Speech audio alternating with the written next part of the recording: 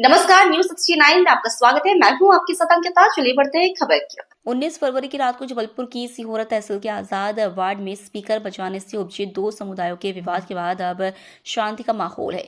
इस टकराव के दौरान असामाजिक तत्वों के द्वारा मुस्लिम समाज के घरों में घुसकर महिलाओं पुरुषों के साथ मारपीट की गई थी और जमकर तोड़फोड़ और लूट की वारदात को अंजाम दिया गया था। मुस्लिम समाज के वरिष्ठ नागरिकों ने एसपी कार्यालय में एक ज्ञापन पुलिस अधिकारियों को सौंपा है, जिसमें मांग की गई है कि इस तरह की वारदात अंजाम देने वाले और सांप्रदायिक सौहार्द बिगाड़ने वालों के खिलाफ भी आपराधिक मामला दर्ज किया जाए। इधर पुलिस के वरिष्ठ अधिकारियों ने बताया कि इन घरों में उपद्रव करने वाले लगभग 2 दर्जन लोगों को गिरफ्तार किया है और उन्हें जेल भेजा गया है। इस संबंध में सीसीटीवी कैमरे की फुटेज के आधार पर कार्रवाई की जा रही है। जल्द ही और गिरफ्तारियां की जाएंगी। एडिशनल एसपी सूर्यकांत शर्मा ने आश्वासन दिया कि उचित कार्रवाई की जाएगी। जबलपुर से वाजिद खान की रिपोर्ट। क्या ज्ञापन देने आया था? सिहोरा के मसले पर हमने ज्ञापन दिया है, जिसमें एक पक्षीय कार्रवाई हुई है। 19 फरवरी को जो वहां पर घटना घटी है, उसकी ऑल इंडिया रजाक्शन कमेटी पुरजोर मजम्मत करती है। इस तरह की घटना बिल्कुल नहीं घटनी चाहिए। हमारा पवित्र रमजान चल रहा है और वहां पर तरावी जो है, जिस दिन 19 तारीख को तरावी शुरू हुई थी और इसके पहले थाने में जो मीटिंग हुई थी शांति समिति की, वहां पर यह तय हुआ था कि तरावी की नमाज के बाद मंदिर में आरती होगी, जिसका उन्होंने उल्लंघन किया था।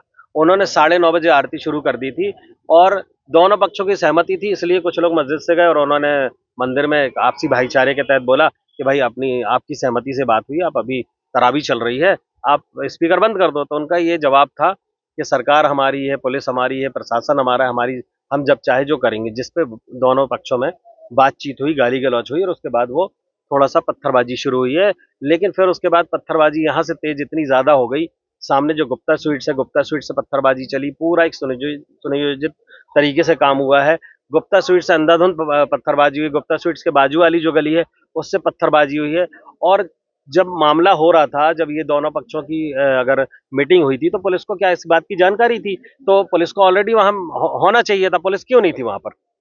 और जब पुलिस आई है तो देर रात, जब सबको पता चल गया, पूरे में हल्ला हो गया, तो उस बीच में अगर लोग, पूरी भीड़ निकल रही है, तो ये तो पूरा उनको खुली छूट दी गई थी कि आप क्या मांगे रखी हैं? हमने ये मांग रखी है कि जितने लोगों ने सोशल मीडिया पे ऊट पटांग वर्डिंग इस्तेमाल की है, मस्जिद तोड़ने की बात की है या जिस तरह की भी अनर्गल शब्दों का इस्तेमाल किया है, और जितने लोगों ने लूटपाट की है, जितने लोग वीडियो में हैं, सबके खिलाफ कार्रवाई की जाए, कठोर कार्रवाई की जाए।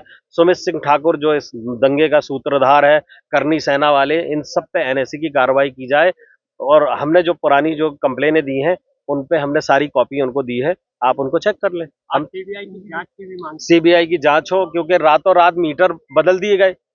लोग परेशान होते हैं मीटर रीडिंग के लिए, रातों रात मीटर बदल रहे हैं। विद्युत मंडल भी उनसे मिला हुआ है।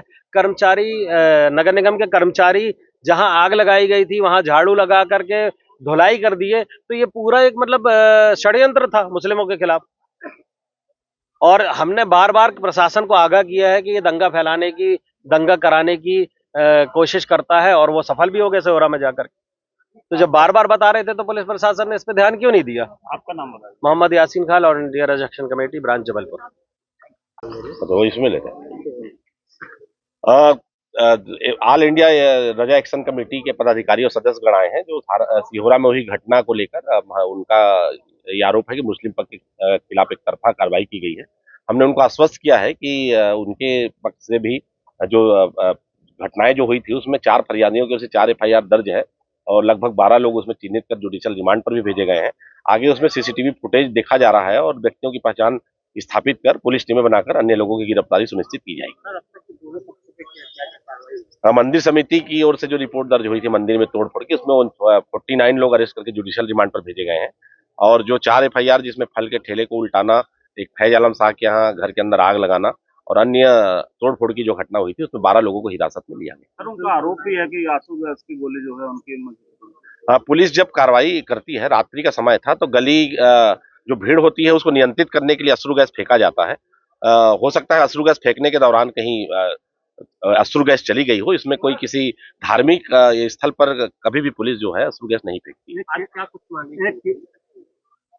को भी सस्पेंड किया नहीं, स्थानांतरण एक सामान्य प्रक्रिया है। थाना प्रभारी सिहोरा को लगभग 3 वर्ष पूर्ण होने को थे और इसलिए उनको स्थानांतरित कर क्राइम शाखा जबलपुर में पदस्थ किया गया है। सर ये क्या मांगे रखते हैं?